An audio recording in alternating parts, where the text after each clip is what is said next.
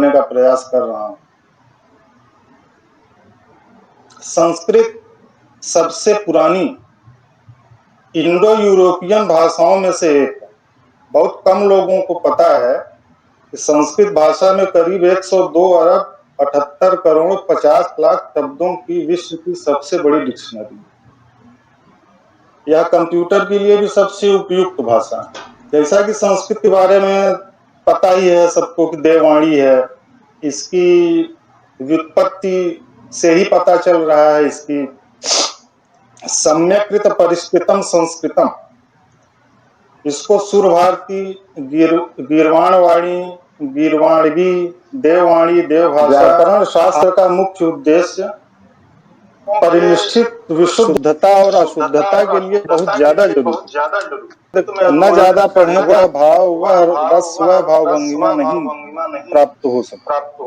कहने का तात्पर्य है कि सभी भाषाओं व्याकरण की अनिवार्यता के संदर्भ में एक सूक्ति प्रचलित है, यद्यपि बहुनाधीशे तथापि पठपुत्र व्याकरणम स्वजनः स्वजनो माभूत सकलम शकलम सकृत छकृत। अर्थात और ज्यादा कुछ नहीं पढ़ सकते तो कम से कम व्याकरण तो पढ़ो, अन्यथा कहीं स्वजन, स्वजन माने होता है अपने जन, अपने लोग की जगह कहीं स्वजन, यहाँ तालब विषय लग जाएगा तो स्वजन का मतलब हो जाएगा कुत्ता। तो ये हो सकता है।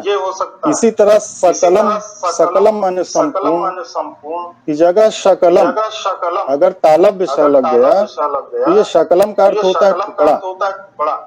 इसी तरह से सकृत, सकृत माने एक बार, उसी का स्थान पर अगर सकृत हो गया तालब। इसी तरह शब्द है प्रवीण, प्रकृष्टो वीणायाम, जो वीणा बजाने में माहिर होता था उसको प्रवीण बोला जाता था। आज के समय में अर्थ देखिए तो कहां से कहां पहुंच गया।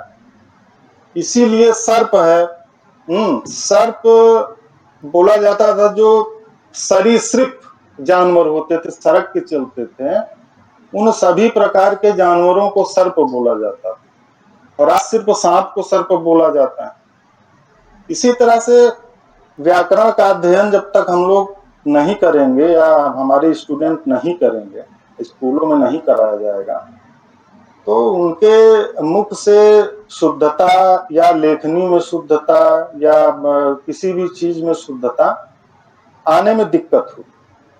हमारा यही प्रयास है और आग्रह है आप सभी विद्वानों से कि व्याकरण पर जोर दीजिए, चाहे हिंदी हो, अवधी हो, संस्कृत हो, व्याकरणात्मक त्रुटि ना हो स्टूडेंट्स।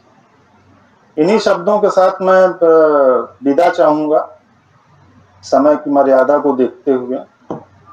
आप सबको फिर से बारंबार मेरा प्रणाम है, और अखिलेश जी को बहुत बहुत धन्यवाद हमारा।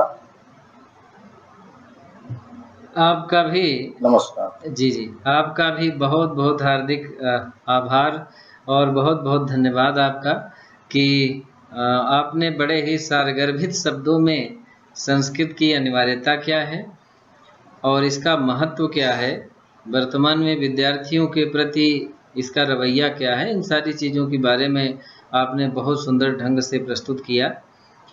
हम आपका हृदय से बहुत बहुत आभार प्रकट करते हैं